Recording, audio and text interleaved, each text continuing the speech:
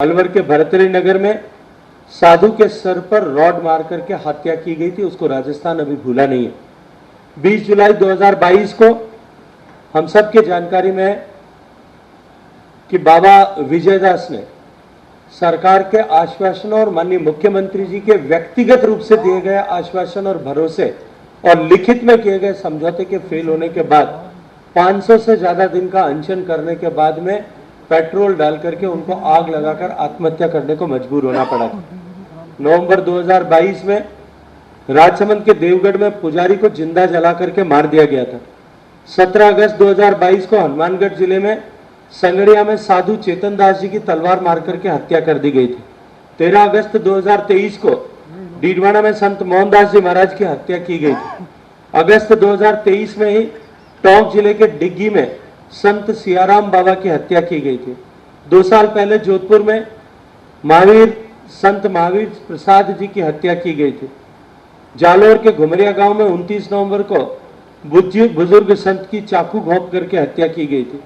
फरवरी 2021 में दौसा के महुआ में शंभू पुजारी जी को जिंदा जला करके मार डाला गया था। जून 2022 में बूंदी में पुजारी विवेकानंद की हत्या की गई थी।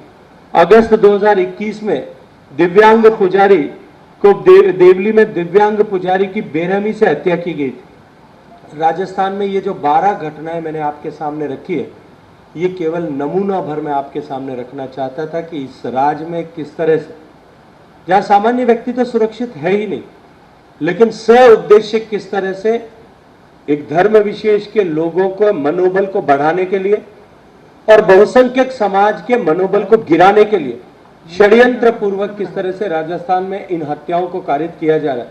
और ये जो पूरी सीक्वेंस है, ये सीक्वेंस के कुछ जो उदाहरण मैंने आप सबके सामने रखे हैं, ये उदाहरण इस बात का द्योतक है कि ये सरकार तुष्टिकरण की पुरोधा सरकार है। इसके अतिरिक्त भी सरकार ने जिस तरह से हिंदू पर्व और त्योहारों पर प्रतिबंध लगाया, अभी हाल ही में होने वाले नवरात्रि में होने वाले गरबा उत्सवों को जिस तरह से रोकने के षड्यंत्र किए गए, रामनवमी से लेकर के विभिन्न धार्मिक उत्सवों को मनाने पर प्रतिबंध लगाए गए, धारा 144 लगाई गई। वहीं दूसरी तरफ पीएफआई के जुलूस को सम्मान पुलिस के संरक्षण में निकालने का पाप इस अशोक गहलोत सरकार ने किया है। संभावित हार जो है, जो आज अवश्यंभावी और सामने दिखाई दे रही, उस दीवार पे लिखा हुआ पढ़ा जा सकता है कि प्रचंड बहुमत के साथ में भारतीय जनता पार्टी सरकार में आ रही है। ये हार की बौखलाहट जो है, ये सरकार के मुखिया इस बौखलाहट के चलते हुए हिंदुओं की तुलना और हिंदुओं के दमन की तुलना आज आतंकवाद से करने को मजबूर हुए।